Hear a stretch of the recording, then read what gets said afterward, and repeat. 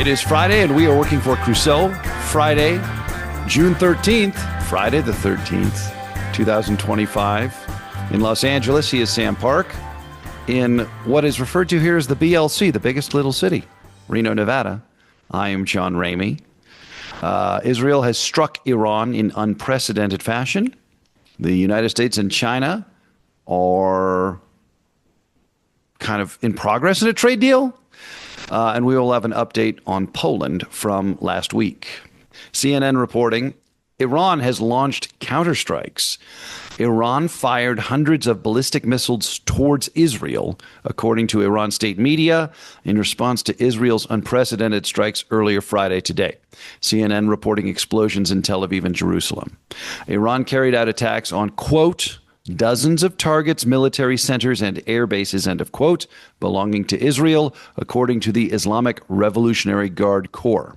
And according to a senior Iranian official, Israel is, quote, facing a dark night ahead. It is, of course, much later there now.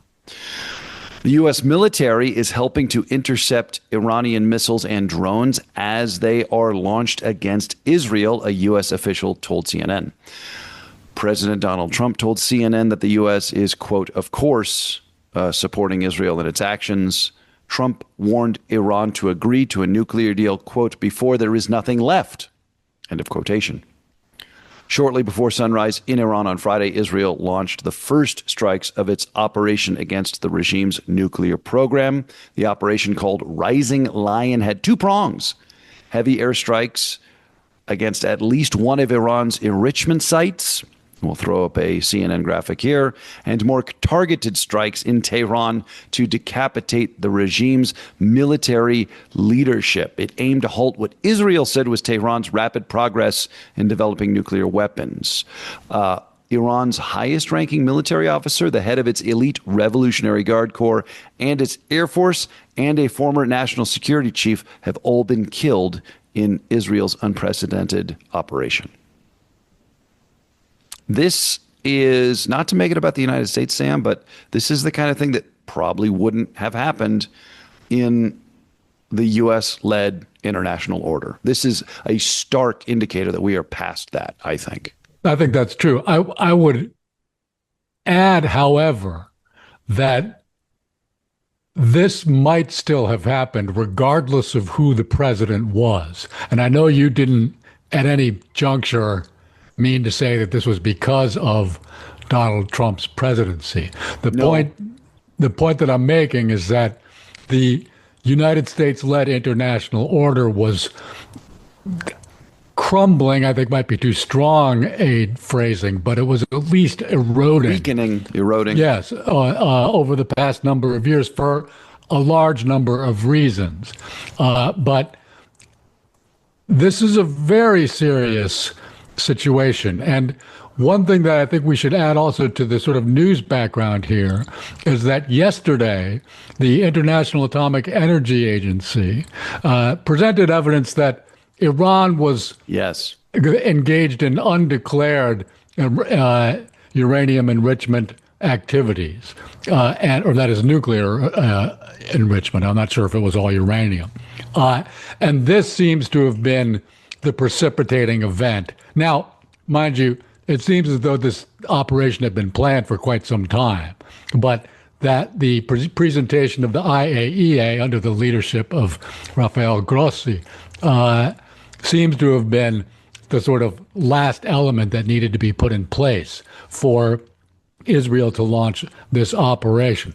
Grossi, I should add, came out today and said, by the way, attacking nuclear facilities is against international law. And I think it's important that we should mention that also.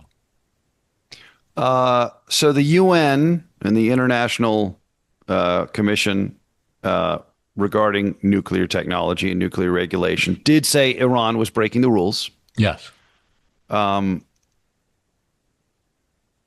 mean, is this a case where it's a rough neighborhood and Israel is once again taking apart an element of something that we find very threatening about Iran, as distasteful as the current Israeli government may be to us? This is It's kind of like somebody's doing the dirty work for us. Well, I mean, I think that there are many different opinions about this. I don't We have really talked about preemptive strikes against Iran nuclear capabilities in the past, and you have said quite convincingly it's a bad idea. I think it is a bad idea. For instance, we know that a number of their nuclear scientists have been killed in this attack, right? But Israel has killed nuclear scientists before, that is, Iranian nuclear scientists. And you can't stop knowledge, right? They will be able to find other nuclear scientists. I'm sure that there are others waiting in the wings. And mind you, this will certainly set back Iran's nuclear capabilities for a number of years, but not forever, right? They will be able to reconstitute some sort of nuclear program in the future. Now, it could be quite some time. And I think that people who would support this attack would say, listen, maybe they can reconstitute it, but the more time we can buy ourselves from between now and when they do reconstitute it, that's time that we didn't have before. All right. And so I understand that argument. But the potential for destabilization, not just in the region, but everywhere as a result of this, is enormous. Explain that a little bit, please. Well, okay. I mean, for instance, just before we came on to record this, right, it seems as though there are radiation leaks coming from the Natanz facility in Iran. This is not entirely confirmed, but what would you expect, right? I mean, if you're going to attack at a nuclear enrichment facility, you must expect that there will be some radiation leaks. There have been no reports of any sort of the attacks touching off any sort of nuclear detonation. But that is a real possibility. And Israel seems, or that is the Netanyahu government in Israel doesn't seem to really be very concerned about these sorts of possibilities. And another thing I should mention is that earlier today I was watching MSNBC, and one of the guests that they had on was the retired General Wesley Clark, who at one point ran for president, and he used to be the NATO European commander back during the war in what was then Yugoslavia, or perhaps the Yugoslavia had broken up already by that time. But he led the bombing of Serbia during that war. And Clark mentioned that his commentary was based on conversations that he had had with contacts that he still had. He didn't say who these people were. And he didn't say that every single element of what he was saying was based on this or that conversation. But we have to, I think, imagine that a retired general has contacts inside the military. He's right? well-sourced. Right, yeah. I mean, I think we should think that will be the most likely source of his information. We don't know, but it seems like a plausible scenario, at least, right? And part of what Clark said was that he believed that the end game that Israel had in mind in this operation when they launched it yesterday was regime change. Well, that actually was my next question. Would that be so bad? Okay, how many people live in Iran, John? 60 million? 90 million. Yeah. Okay. You tell me, right? That there's a regime change, and I don't care what the country is, right? A regime change in a country of 90 million people will be very lethal and ugly. That's right. But this regime has been the primary patron of terrorism. Again, leave out the name of the country and what sort of regime they have. I'm just talking about scale. Sure. Okay. I'm just talking about the number of people involved, and we can reintroduce the identity of the country in terms of where the country is located. Okay. All right. Now, if you have an argument in favor of regime change, that's fine. Or if anybody has such an argument, I'm sure people will be making them. But that's not really where I'm getting at here. Sure. The point is, I don't care if Wesley Clark has heard this from somebody he's talked to. He shouldn't be saying it on television, all right? Because if I'm in Iran and I see a retired NATO commander on American television saying that he believes, based on context that he still has, that the Israeli goal is regime change. They just made it harder. What's my incentive for not going all out? And I just couldn't believe how irresponsible this was. And it just, not just that, but of almost stereotypical American ignorance of any sort of ramification of what you're talking about. I mean, but Wesley Clark, I mean, he hasn't been a general for 25 years. So? I mean, and guess what? He's not one now. Right. All right? I mean, again, there's no good reason to say this except to make yourself seem important. I'm sorry. All right.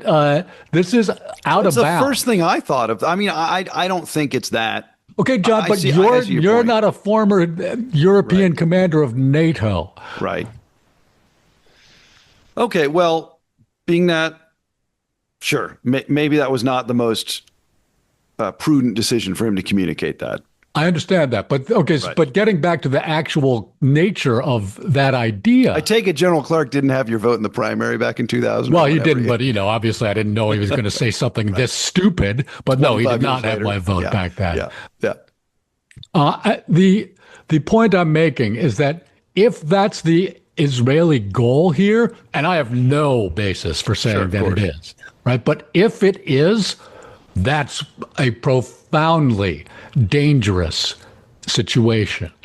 And this leads, I think, to one of the things that we've been sort of dancing around here, right? Is that we believe, and there's been a lot of reporting on this sort of unattributed, right? But we believe that the Israeli government at least gave the Trump administration a heads up that this was going to happen.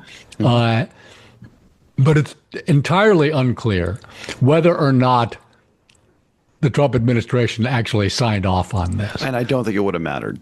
I don't think it would have mattered either. And that's a very astute point, right? About thinking what was, but the point is that if the United States can't stop something like this from happening, then we're allowing our chief military client to engage in a policy of regime change, regardless of whatever we might think about it. Is that acceptable to you, John? Well, it's a bit like Hamas attacking on October 7th without necessarily Iran's go-ahead, right? I would say it's sort of larger in scale, but yes, it's in that. But it's the same kind of thing. It's like that's not an authorized move, and you just up the ante for the whole thing. That's right. But but in addition, I would say that scale matters. Oh right? yeah, no, I'm not comparing the two as far as acts, but yeah, when you have from a military or just a relationship, I mean, it's like the classic tough guy line. Your mouth is writing checks, your hands can't cash, right? Like a fight is being picked. But the United States is not, I mean, they are the military. Well, Israel's the United States' largest military client. Is that your point? Yes. Right. So if they start a war in the Middle East, like how is that? My whole lens on this, Sam, and this is not to defend it, but I am concerned that Donald Trump saying, go ahead, rough them up. They're bad guys. We don't care, is going to somehow excuse kind of a preventative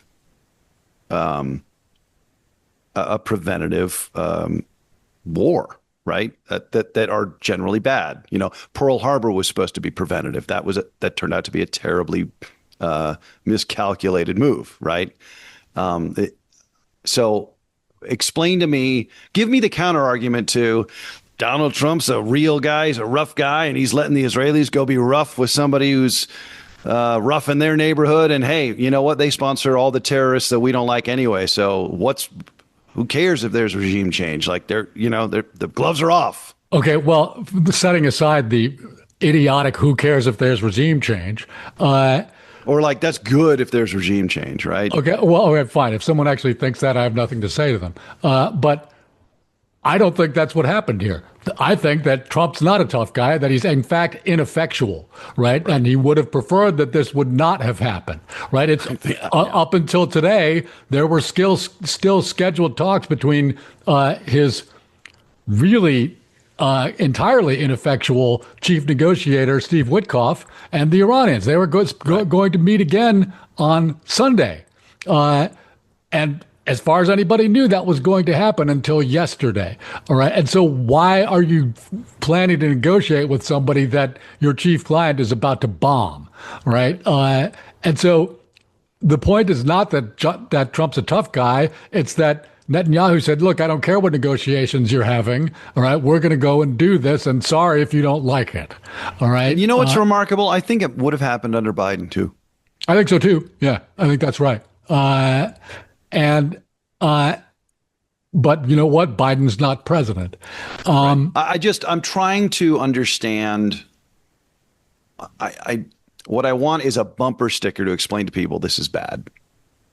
Well, I mean, I don't think we need a bumper sticker, right? Because there's a lot of reductive thinking, like Iran, bad guys. Somebody's attacking them, good.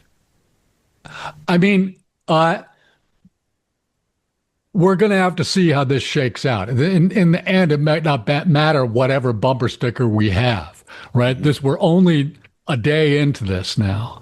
And this is going to go on for some time, and we don't know how it's going to work out. I should say that even though Iran has counterattacked with some efficacy, by the way, today, there have been reports of injuries as a result of their counterattack. But they're in a remarkably weak situation. Right. And if they weren't, this wouldn't be happening. Of course. Right. And, we've talked about this many times. All of their proxy forces in the region have been decimated since the war in Gaza broke out. The Hamas in Gaza, Hezbollah in Lebanon, the Houthis in Yemen. But apart from Hamas, that is, both the Houthis and Hezbollah still do exist. All right, it's not that they have zero capability. There's many people speculating that Iran might try to shut off the Strait of Hormuz. That is the waterway that out of which quite a lot of the oil from the entire Persian Gulf gets exported. Now, Iran has talked about shutting off the Strait of Hormuz many times in my life, but they've never done it. But if there were any time when they would at least try to do something like that, I think it's now, right? Or coming up anyway, right? This is by far the most serious attack they've faced since the war with Iraq back in the 80s. And so if they were ever going to do something like that, that's my biggest fear, right? I'm more afraid of that today than I've ever been before. And that would just be an enormous step for them to take. It would be economically catastrophic around the globe, right? Or at least disruptive. I don't know about catastrophic. It would be highly disruptive, yes. I mean, Israel is enough of a military power to actually, if they want to regime change, they can pretty much kind of do it, right? It's difficult to say, right? I mean, but this is not, as you said, Iran's very degraded. Like Israel can kind of have their way with them, at least to a certain point. I saw a former Labor Party parliamentarian from Israel named Alon Pincus, who's frequently on television. It's something he seems to enjoy doing. But he was saying, I find it odd that he found it odd that Israel can somehow take out people in Iran with great precision, but taking out Gaza. Yeah, taking out a single Hamas commander in Gaza requires them to kill an additional dozens of people. Right. Now we don't actually know how much collateral damage there was in the attacks on the Iranian commanders. So, pace, Mr. Pincus, I can't really entirely sign up for that analysis. Well, I mean, things just got a lot more interesting. Well, yeah, and again, we're going to need to be returning to this story in future weeks. I would be surprised if we did not return to it next week, for that matter. China. Reuters reporting. Dateline Beijing. China on Thursday affirmed a trade deal announced by U.S. President Donald Trump, saying both sides needed to abide by the consensus and adding China always kept its word. The deal, reached after Trump and China's President Xi Jinping spoke on the telephone last week, brings a delicate truce in a trade war between the world's two largest economies. Quote, China has always kept its word and delivered results, a foreign ministry spokesperson said at a regular news conference. Lin Jian is the spokesperson. Quote, now that a consensus has been reached, both sides should abide by it. End of quote. The Trump-Xi phone call broke a standoff that had flared just weeks after a preliminary deal was reached in Geneva, which we covered here. The call was quickly followed by more talks in London that Washington said had put, quote, meat on the bones of the Geneva Agreement to ease bilateral retaliatory tariffs. Trump on Wednesday said he was very happy with the trade deal. Quote, our deal with China is done, comma, subject to final approval with President Xi and me. So it's not done. Yeah. Yeah. Okay, I guess we're not going to have 145% tariffs on China. I suppose that's probably good for the global economy, good for the Apparently, they're still going to be at 55%, which is still alarmingly high.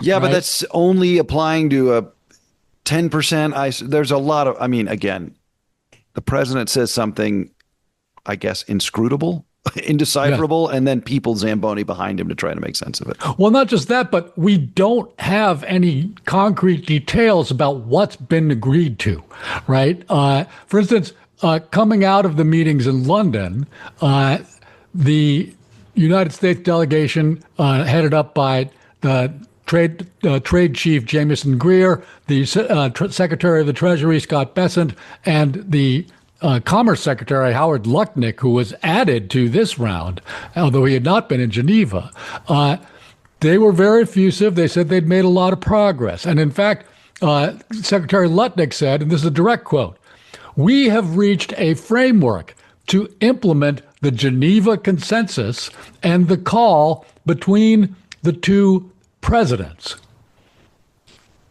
Now, Howard Lutnick is someone who, even by the standards of the Trump administration, is rather given to hyperbole. Yeah.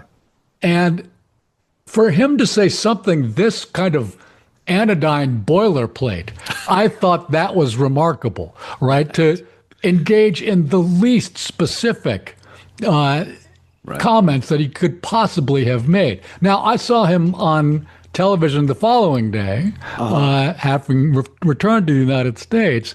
And was he was his just usual mattress salesman self? He was still a little toned down, but he was talking about how great this was going to be. And he said that this is going to facilitate trade going forward with China.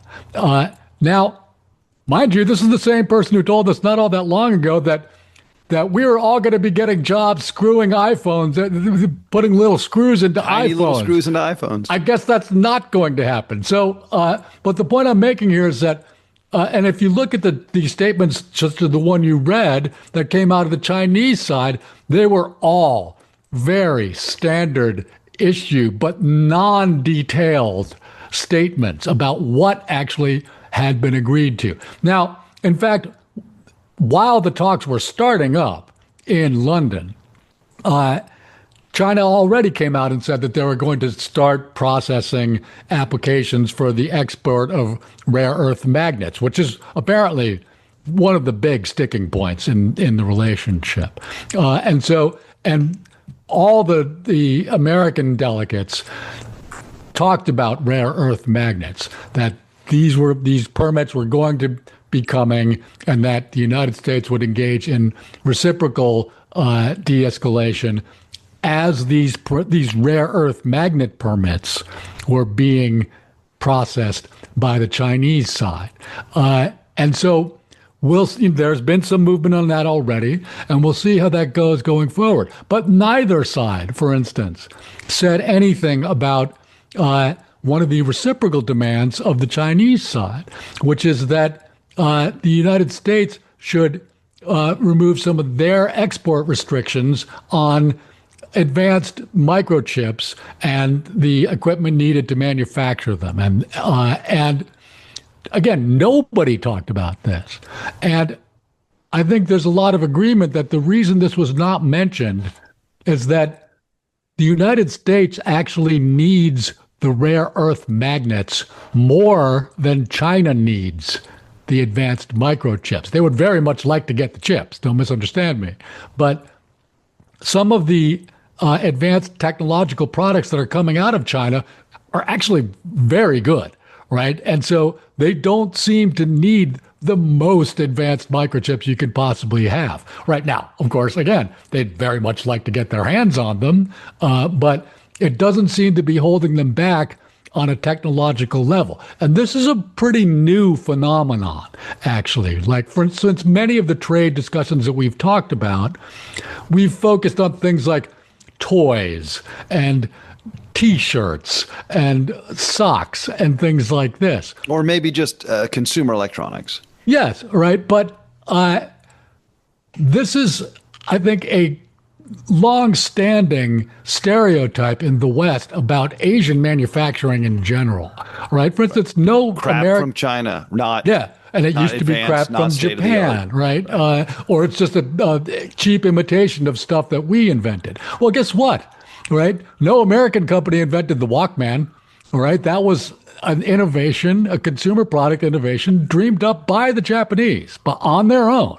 Okay, and this is happening in China right now, and in very important areas. Their electric vehicle industry in general is just world class. And I almost wish that BYD or some other Chinese electric vehicle company would say, okay, you know what, President Trump, you keep saying that if foreign companies manufacture their wares in the United States, then there won't be any tariffs. Well, guess what?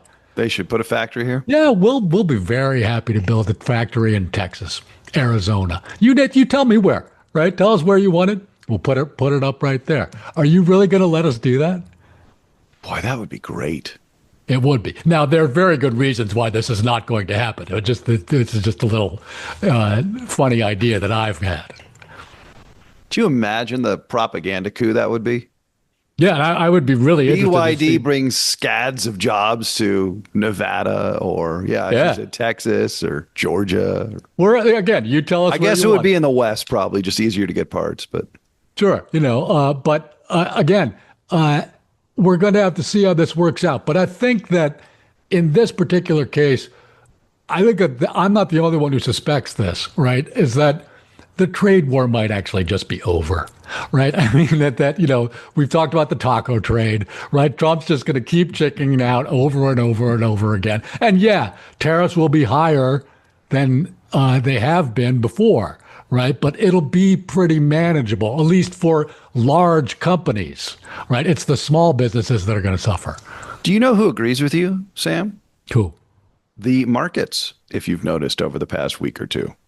Sure. Yeah. I mean, and again, it's been very much business as usual. Yes. And a lot of the economic data seems to reflect this too. There's a lot of consumer sentiment data that's coming out that sort of falls in line with this. But we'll be talking about that next week, among other things.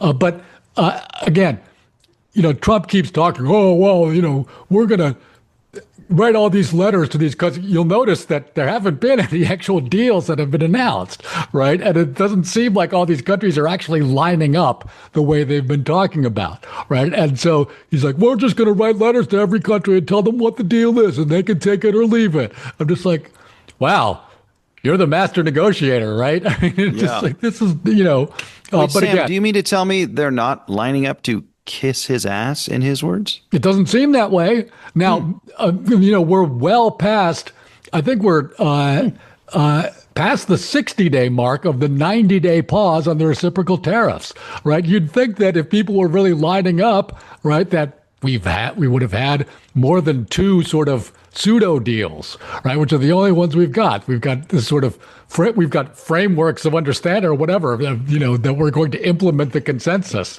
right? And all this meaningless jargon without any actual concrete deals being signed by anybody. Yeah, it was implement the consensus was what Ross Perot was worried about, the giant sucking sound, right? No, wait, no. Yeah. That was NAFTA, a real trade deal. That's exactly right. And so, again, it's possible that in the next, month or less than a month now, right? It'll be July 9th will be 90 days since the tariffs were paused. Your calendars. Yeah, and so it's possible that before then, suddenly all these big deals will be announced. But I'm not holding my breath, John, and I would advise you not to do so either. I shall not. Okay, to Poland.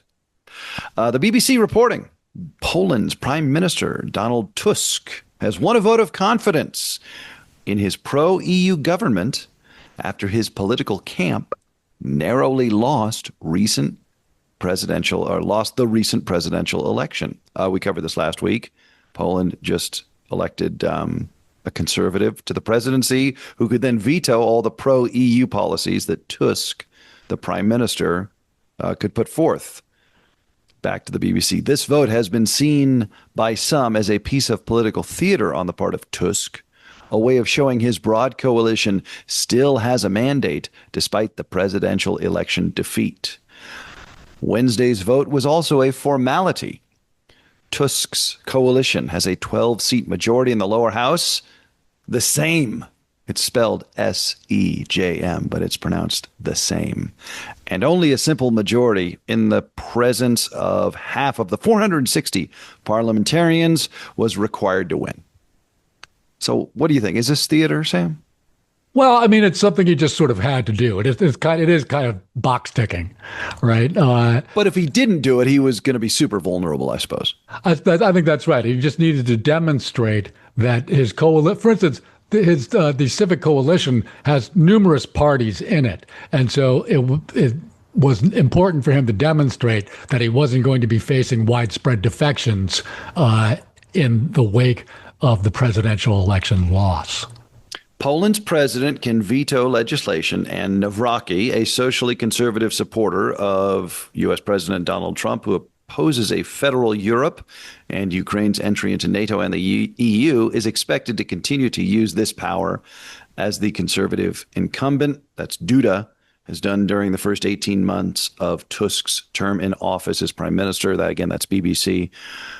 As we talked about last week, the prime minister is the dude really running the government in Poland, but this presidential position has veto power. Yes.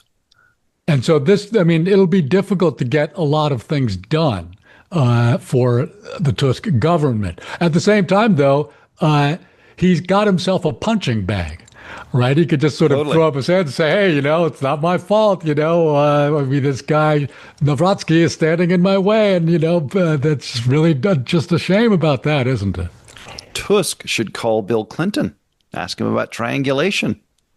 I guess. I mean, the one thing that helped triangulation in the case of Bill Clinton was that there were House Republicans that might have been vulnerable on this or that issue, right? That he could kind of play off against. Right. The president isn't a conference. Yeah, Nawrocki's just one person, right? He doesn't, and so it's I think more difficult in that case. We'll see. I mean, again, this is something that'll be playing out over the probably a number of years.